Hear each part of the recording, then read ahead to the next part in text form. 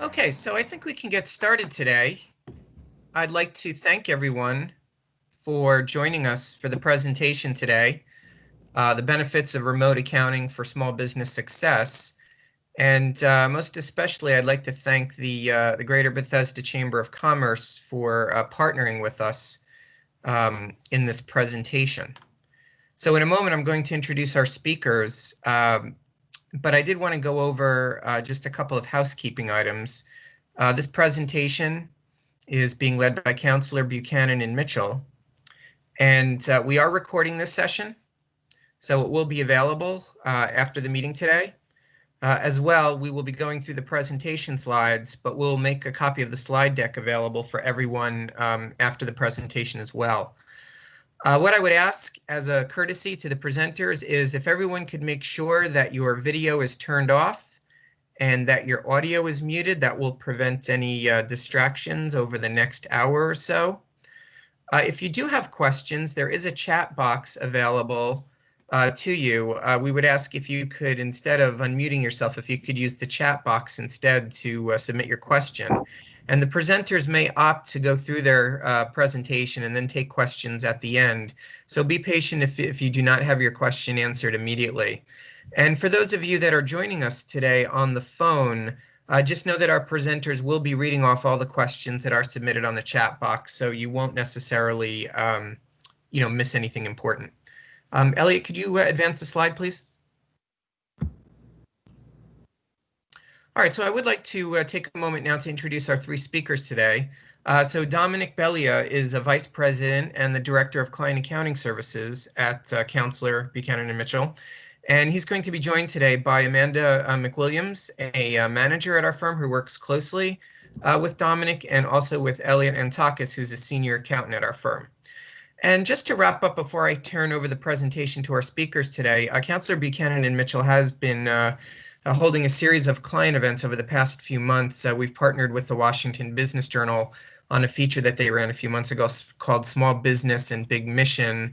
We've really tried to be out there presenting to our clients on the Paycheck Protection Program, the remote workforce, such as this presentation, and the CARES Act. So we no doubt will have other presentations in the future, so we hope you'll join us.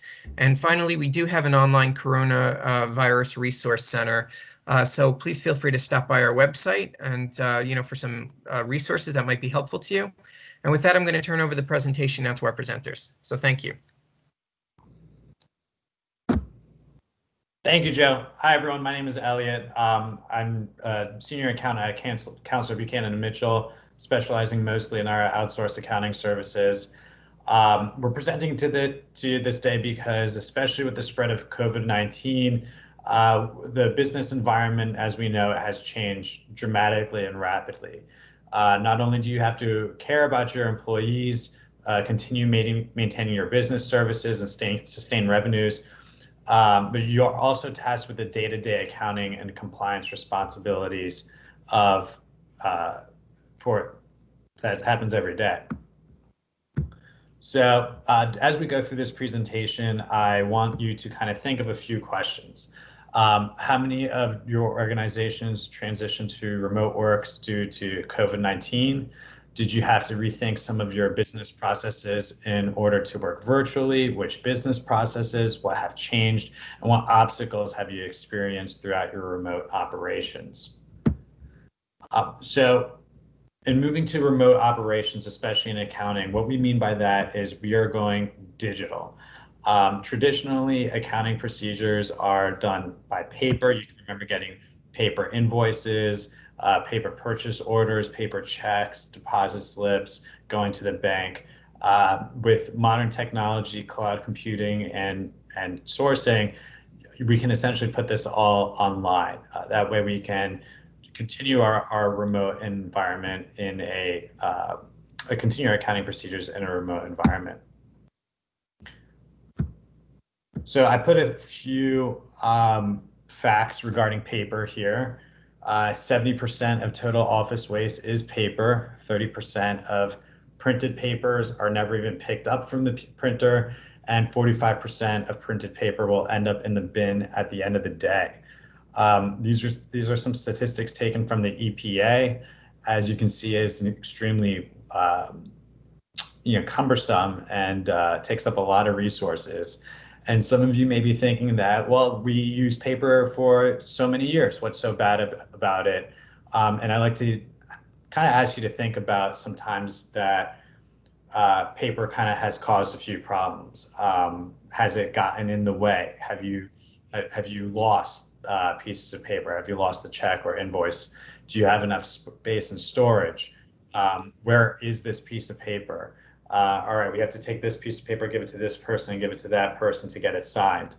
And this really cool graphic over here on the bottom left is an accounting procedures process flow diagram, essentially, of all the different documentation, all the different workflows, and how it's all recorded. Now we've essentially taken that, of course, that was 100 and something years ago, and we've essentially taken that and managed to put it all online through the cloud. I kind of like using the anecdote, you can't teach an old dog new tricks. But we have seen that you can. We have taken organizations and businesses that are 50, 60, 70 years old. The accountants and admin staff are extremely experienced and have been using the same procedures for the past 30, 40, 50 years.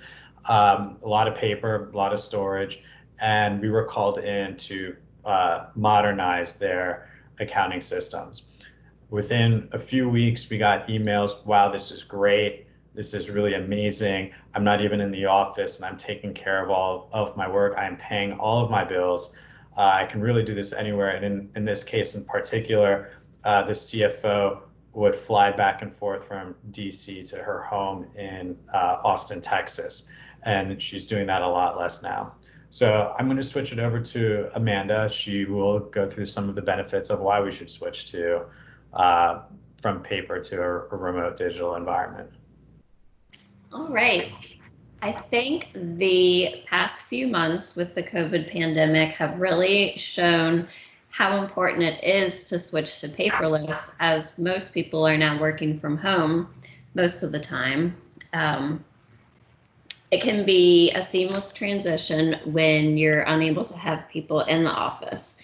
You are essentially creating organization by keeping everything paperless and not having to waste time filing and digging something out of the files when you want to see what it is. If you get audited, some of our bill paying platforms have auditor access where they can just log in and look at any invoice without having to bother you to go and dig up a whole stack of invoices for the auditors. And a lot of these help tighten internal controls by having bill reviewers. So somebody can input the bill, somebody else can approve the bill, and somebody else can go in and pay the bill. So you are segregating duties to help prevent fraud. And of course, you reduce disruptions if you have personnel changes or someone's on vacation. You don't have to wait for someone to come back from a 2-week vacation to get that piece of paper that they might have on their desk.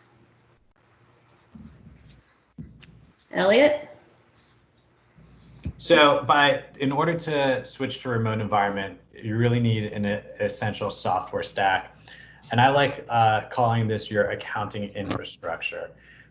What programs, what softwares and procedures do you have put in place to keep track of all of your accounting needs? So this is a sample kind of roadmap that we use for one of our clients that we work for outsourcing.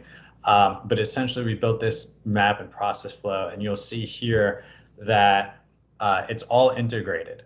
And the fixed assets, accounts payable module, banking, financial reporting, fundraising, and how they essentially interact all within the general ledger.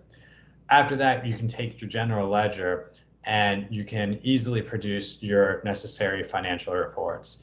But in order to do so, you have to have the accounting infrastructure in place and working and understood and designed effectively so that you can have the most effective structure to work off of.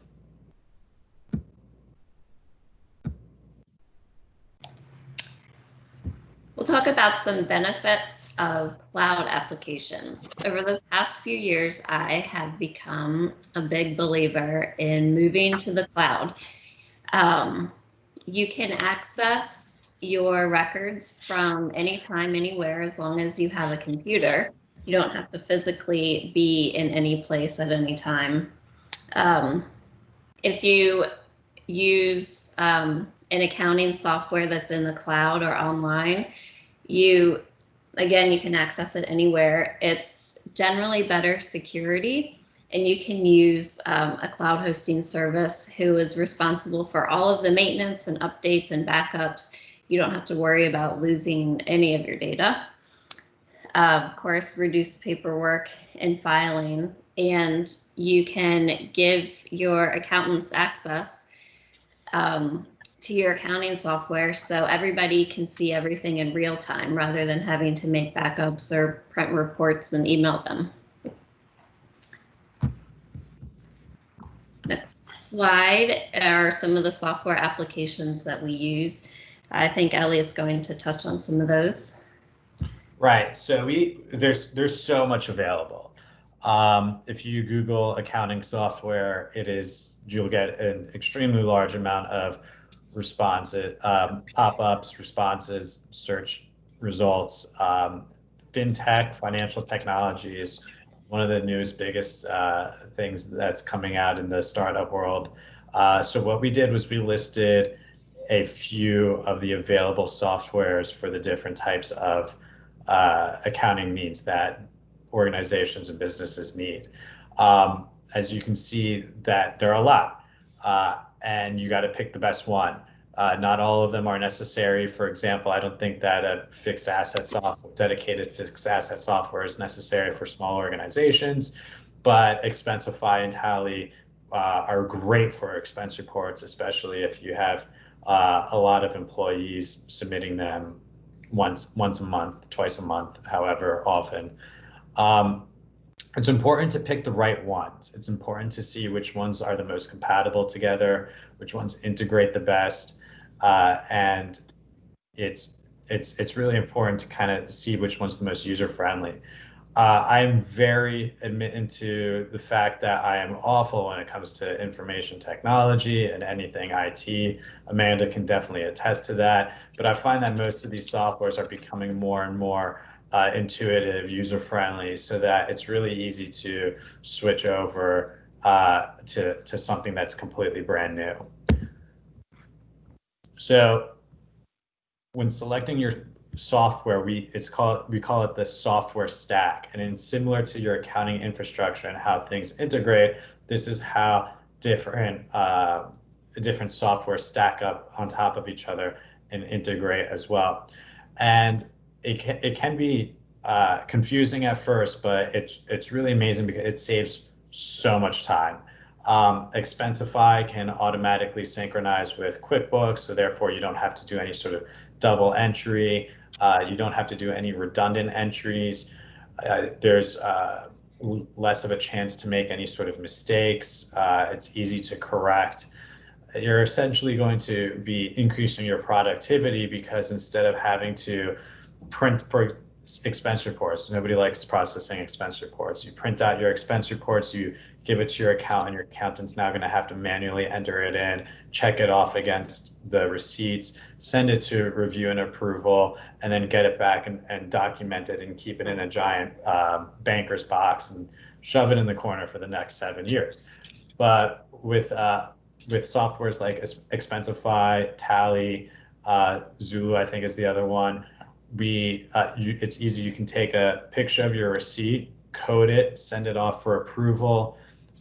Once it's approved, it'll automatically get sent to the accounting software and seamlessly integrate, and then you can process it for reimbursement. So instead of all this very time-consuming data entry, it's all pretty much done seamlessly by the beginning user and end user, freeing up a lot of time for your accounting and management staff to do other more important work.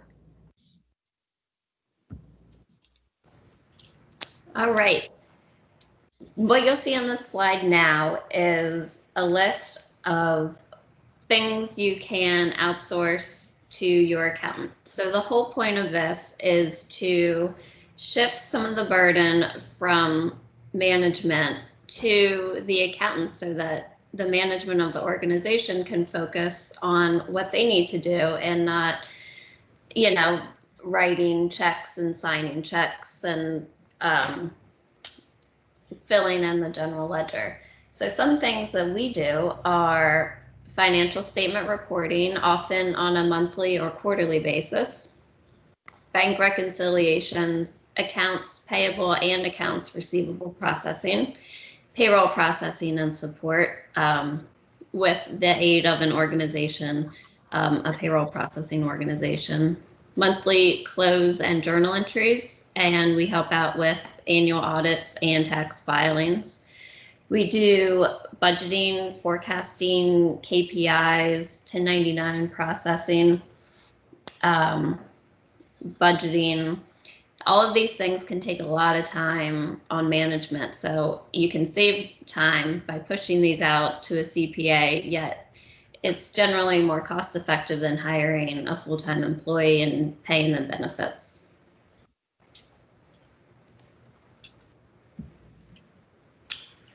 You can go to the next slide. So again, you free up your time. You can focus on your own organization rather than accounting and payroll and bill paying. Cheaper than a CFO, a qualified CFO.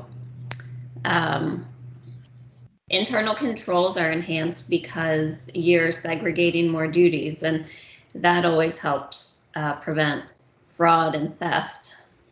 It can be more efficient, especially when using the cloud and paperless workflows that everyone has access to all the time. And you have access to a full accounting department, but you only pay for what's needed. So maybe you don't need all of those services that we talked about on the last slide, but you can kind of pick and choose which ones you do need and get some support for those. Next slide.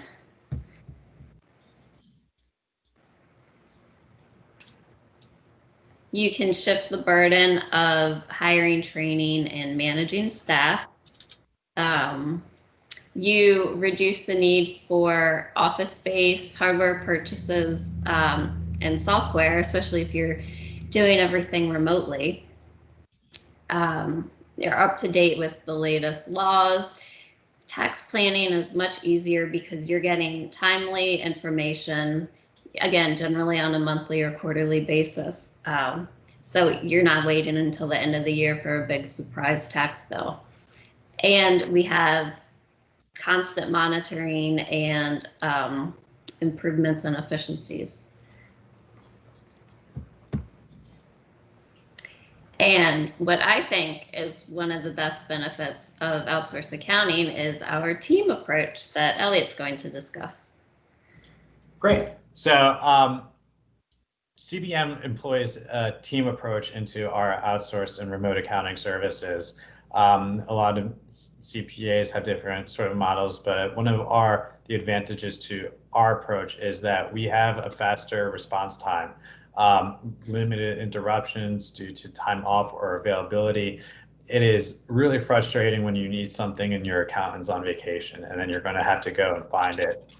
With the team approach, if there's multiple people involved, then if I'm on vacation, Amanda can take up the mantle or vice versa. This was really especially great. Last year, I took a very extended vacation, which was lovely, and I miss it dearly. And Amanda was able to step up and help out. In addition, we provide a vast array of experience and expertise. I do a lot of work with nonprofits. Amanda does a lot of work with car dealerships. We can each provide our specialties and different perspectives. If I read something, I send it to Amanda, and we work together again in a team's approach. It's really great to get a built-in review and approval of all recordings and transactions. No matter how good the accountant is, mistakes happen. It's fine. It happens. But with our review and approval process, it's a way to kind of mitigate the chances for that to happen. For every single engagement that we do has to go through approval, and we can give you a multi-step advice to make sure that no errors are going to happen. Your financial statements will influence your decision-making process too. So you want to make sure that they're as complete and accurate as possible. Not only that, we have access to a bunch of different experts. We have a large tax department, audit and assurance, employee benefits, financial planning and advising, investment and asset management. So we can really provide a lot of services all in one, and we can become your almost like one-stop shop for all of your finance and accounting needs.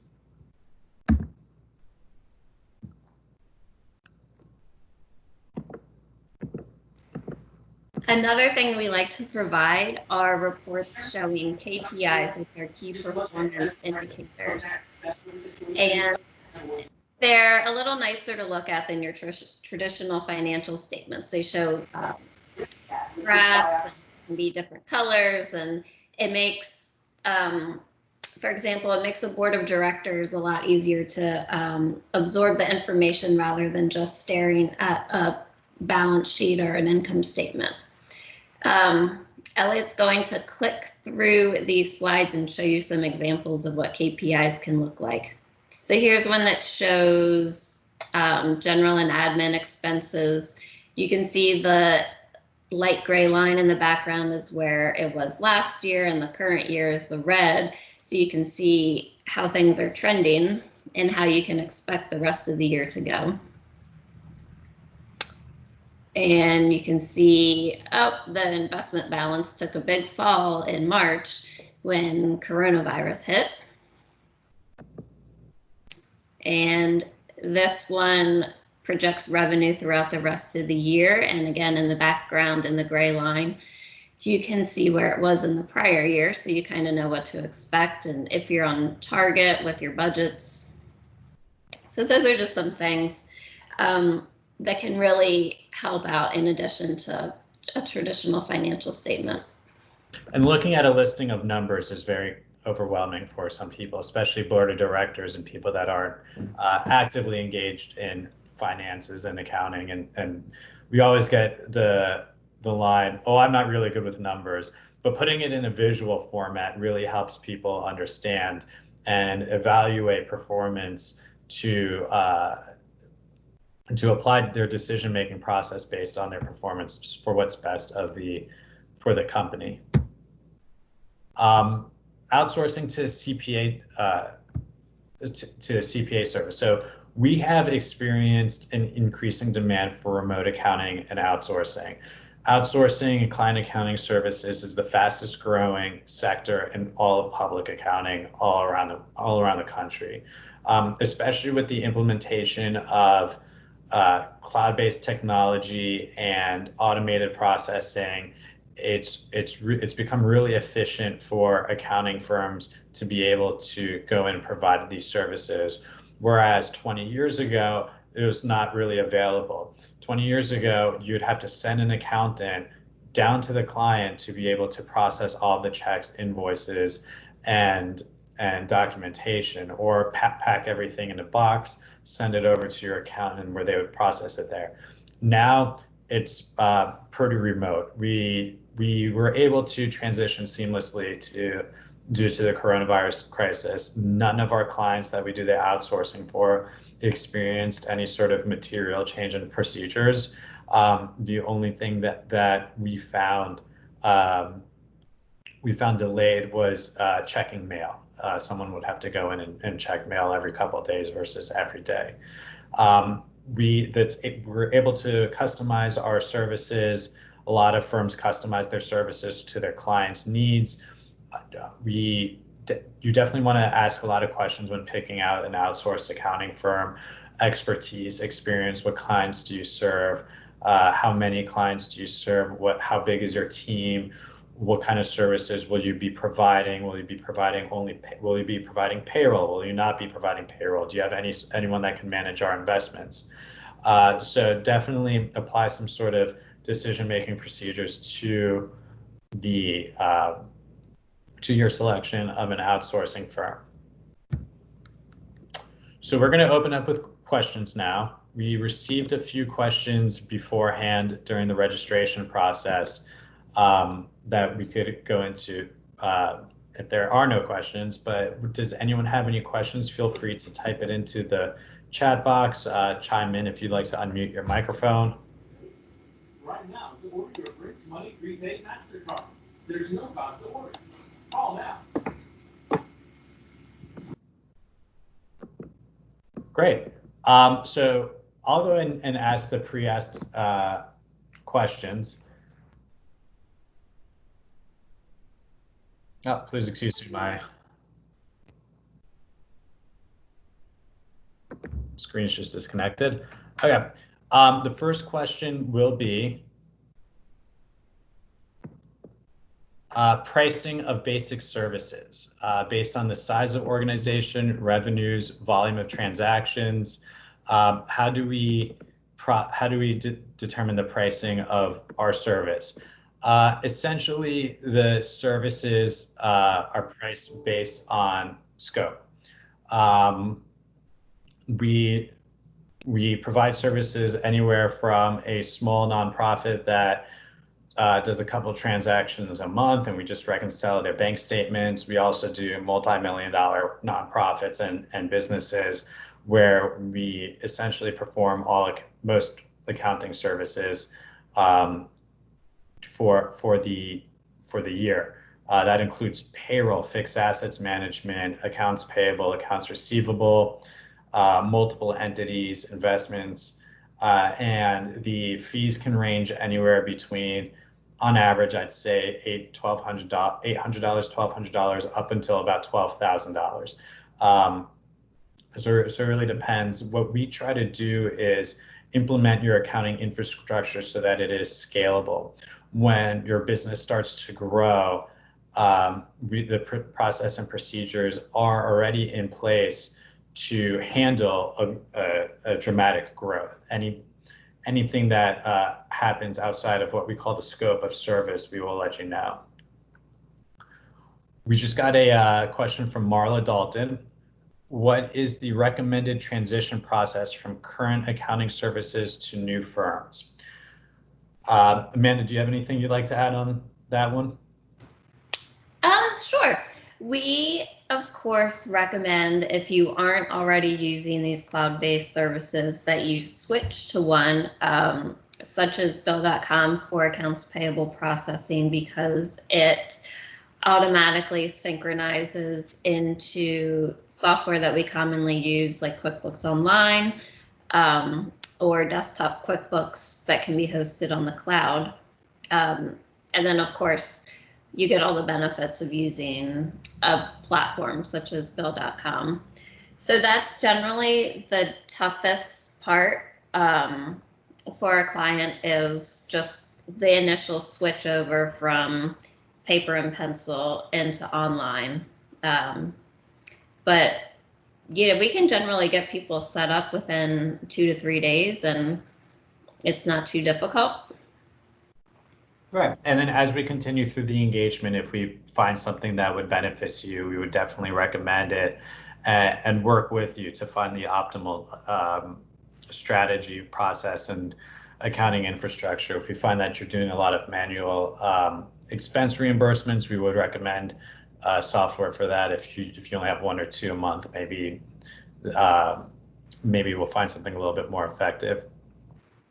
Another question that we have is, how much time can an organization expect the partner to spend in the advisory function versus transaction, which is presumably handled by lower level accounting staff? This really depends on the engagement and what is required. Dominic, Amanda, and I, throughout every engagement that we work on, are in constant communication of what is going on.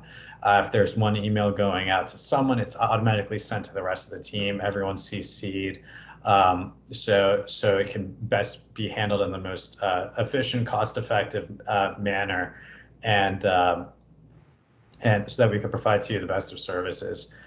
There have definitely been times where Amanda and I had extremely lengthy discussions on best ways to approach a situation, and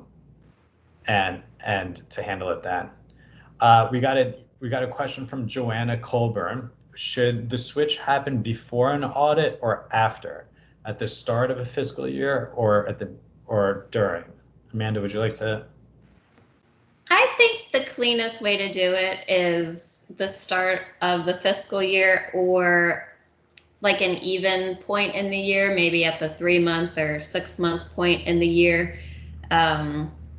Before an audit or after, I don't think that really matters too much. It is good to start out with good numbers, but the cleanest way is usually January 1st, July 1st, October 1st. But it's not a deal breaker if it's in the middle of the year. All right. I find that during audits, if it's a switch of a major software, for example, Xero or Great Plains to QuickBooks, that could cause a little confusion amongst the staff. If you're continuing the same QuickBooks file, we can make a seamless transition within a couple days. All right, next, does outsourced service include training of organizations' internal staff with regards to internal controls or setup of reporting or processes? Yes, and this is something that we work on continuously. If we notice that there are repeated errors or a lack of internal controls, we will bring it up to management for recommendation. Our next question is regarding to payroll expertise. Implementations of internal controls, planning, cost optimizations, budgeting, and forecasts, electronic invoicing, and payment options. So all of these services are included. Most of our CA, Amanda, is very knowledgeable in payroll, compliance, and accounting, internal controls. We all do cost optimization, budgeting, forecasts, electronic invoicing, and payment options. If there's anything you'd ever like to change about your process and procedures, please let us know. We'll definitely be able to recommend to you the best softwares to use, the most cost-effective softwares, or maybe even tell you it's not now. Let's wait until there's some more activity. It's not cost-effective to do it at this time. Our next question was sent in to us beforehand. How to collect commissions from multiple companies, how to retrieve payments sent through banks that there's no account with. So I had to do a little research with this one. This one, it works with design. So that's where you get the commission line from. It's easiest to do this with some sort of invoicing and payment software, where both of them are integrated with your bank. There are a lot of softwares available where you can automatically send an invoice to your client and then send a link for payment, and then the payment will be sent to your bank. There are a lot of intermediaries, Blackbaud, Blackbaud, BluePay, ConnectPoint, Bill.com has an invoicing function. So it's best to find the best software for your business. Yeah, it's generally easiest to just get your payments ACH directly into your bank account. Yes. How has COVID-19 impacted existing outsourced engagements? I'm not going into the office. That's kind of the biggest change. And this is the first time I've worn a button-down shirt in a while. But we were essentially able to seamlessly transition within, I think it was 36 hours. We got an email Sunday night and then saying, get ready. And then Tuesday I was home. But we've been able to seamlessly transition. Again, most of our delays have just been with receiving mail from the client side. We can also work with you to have your vendors send your bills directly to an inbox, some sort of bill management invoice system. So we can also put that mostly through cloud as well. The next question is, if we have several accountants working on the same QuickBooks desktop version, how can we accomplish this task? And I believe that Amanda has the best answer for this one when we're brainstorming. Sure. I mean, the obvious answer is something like switching to QuickBooks Online, where you can have multiple users logging in at one time. However, if you don't want to move to QuickBooks Online, you can always continue with QuickBooks Desktop that is hosted in the cloud. There are only a few cloud hosting companies available to do this because they have to be certified by QuickBooks, so you know you're getting a good one. And then it's on the cloud. It's available to anybody who wants to log in at that time, depending on your level of a QuickBooks subscription, how many users you can have at one time. I think some are 3, some are 5, but that is generally easier than using regular QuickBooks Desktop, that then you have to make a backup, send it to somebody either through email or on a flash drive, and then they restore it, make their changes, send their changes back to you on the flash drive. So it's a lot easier to use a cloud-hosted QuickBooks. Thank you, Amanda. Sure. The next question that we have is our last question that we've received beforehand, and it is kind of a comment and question as well. These services are good, but for small organizations, the high cost of such services does not justify the need. I'm very curious what the costs are for initial setup, service, and yearly incremental increases in data storage. As I said before, it really depends on the scope of work. If we are managing your payables, if we're managing receivables as well, if we're providing an extensive full set of financial statements, or if we're just reconciling bank statements, send a small basic financial report at the end of the month. We see everything from $800 to $1,200 depending on the engagement, up until $12,000. And then depending on the software, that we try to make it as cost effective as possible. If you only, again, for example, the expense report reimbursement, if there's only 1 or 2 a month, it would be more cost effective to just do it manually. If you're doing 10, 12 a month, then definitely switch to something digital. I think our accountant processes something about 85 a month, so it's really cumbersome. Does anyone have any additional questions?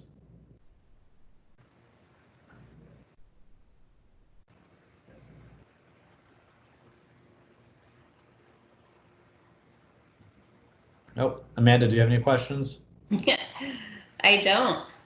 Thanks Anything? for reading this, Elliot. Yeah, anything you'd like to add? Just if anyone has any questions they come up with later, feel free to send any of us an email. I think maybe the next slide has our email addresses listed. Yeah. We're always willing to help you out. Yep. K1 asked, what is the average cost? Amanda, do you know that off the top of your head? I'm not sure. It really depends on the size and the scope. I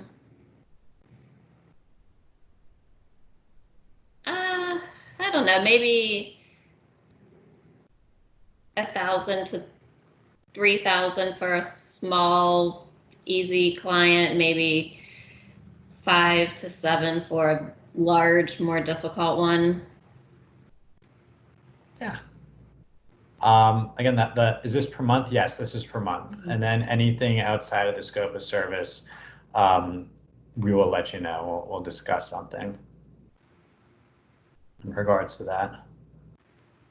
Again, the largest I've seen was, I think, 12,000, but that's multiple entities, multiple, about 2,000 transactions per 2,000 donations per month. internet, like multiple investment accounts. And then the smallest one I've seen for a couple $100 was once a quarter monthly bank reconciliations. And again, the type of reporting is different, whether you want a whole KPI report, just a QuickBooks report, or a full set of financial statements also changes it when we have things that are a little bit more complex, like cash flow statements, additional reports, and statements that are more customized to your needs. Everything is customizable. And if at any time you feel that's something you'd like to try something new or change your process, just let us know. Jeannie asked, a small client is defined by how many employees or how much revenue? Amanda, would you like to? I would say it's not even necessarily based on either of those, although they can contribute. As Elliot mentioned, it could be the number of transactions, the complexity of what a company holds. Again, if it's lots of investment accounts, 12 different bank accounts that need to be reconciled, 50 employees to be paid, of course they'll be considered larger than, a two-man shop with 30 transactions a month. Yeah, I would also say activity as well and level of complexity. K1 also asked, what is the minimum contract and minimum delay for customized report? I can't really attest to minimum contract. It's pretty customizable. As far as customized reports, it's twofold. How quickly can we get the information? And then also, how long will it take us to complete? We have clients that routinely send us everything by the 3rd of the month, and we're able to turn it around by the 10th. Or we have clients that are extremely complex. We get everything by around the 15th through the 20th, and our goal date is by the end of the month. Everything that we do, there's the initial processing, then we follow up if there are any questions or areas of concern. Then everything that we do goes through our review and approval process.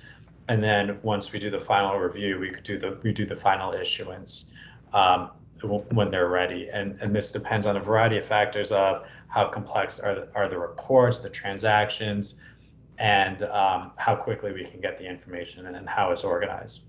As a general rule, we try to get everything out by the 20th of the month. But again, we have to have all the information that we need in by that time. Jamie Hamelberg asked, can you address further converting to a system for billing clients? We currently track time in an Excel spreadsheet, and then it is copied into QuickBooks. Would you recommend and be involved in converting the system into something like T-Sheets, which is recently suggested to us? Yes, we definitely would. We definitely would recommend. There are many different billing softwares. Amanda, do you know any of them off the top of your head? Just T-Sheets also. I've seen Bill for Time as well. That all automatically integrate. And of course, Dominic is... Oh, Clio, yeah. Yes. Clio is another good one. Yeah. I have experience with Bill for Time, and then these can be integrated as well. There's one other comment that I'd like to make that we wanted to touch on. Just because it can integrate doesn't mean that it should integrate. It might be easier for entry summaries because sometimes they just don't integrate well, which is why it's important to select the proper software stack and accounting infrastructure. So it's best done that way. And yes, that is something that we would definitely like to be involved in if there's anything that you need.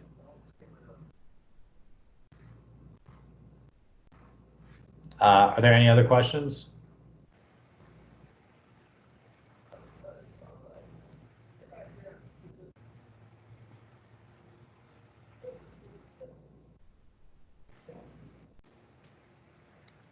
Great. Well, we'll be on for another couple minutes. If anyone has any questions, Joe, would you like to?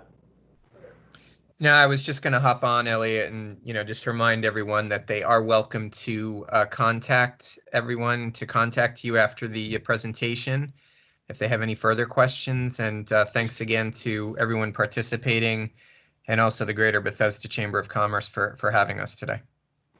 Yeah, absolutely. Well, thank you. Feel free to send us an email. It's listed right here, or give us a call.